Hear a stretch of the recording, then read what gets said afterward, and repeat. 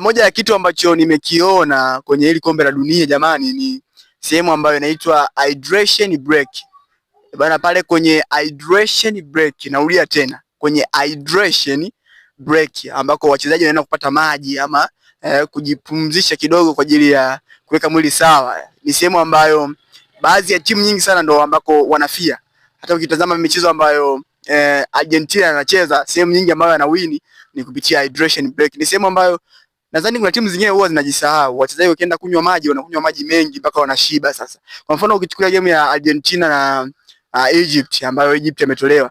Game ilifika kuamuliwa, hydration break ilikuwa ni kama ya mwisho kwenye ile game ambako Egypt alienda kunywa maji. Sehemu hiyo ambayo ndio Argentina waliitumia, kocha akazungumza na wachezaji, lakini pia wachezaji wa Egypt walivyorudi concentration ikawa imepungua na ikawafanya waweze kuconcede goli mbili, lakini pia anakuja kumalizia goli la tatu ambalo limewapa ushindi Argentina.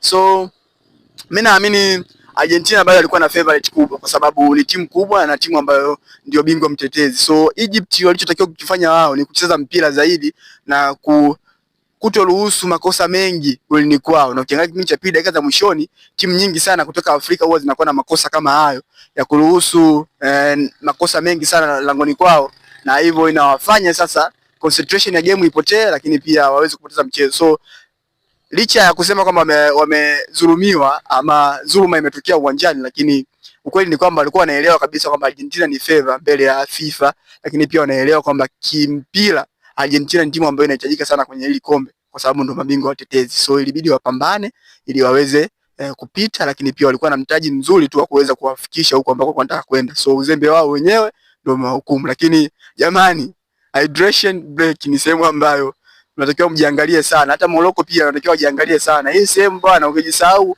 ukanywa maji mengi, kinachofuata kama ulikuwa unaongoza basi goli zote zinarudi.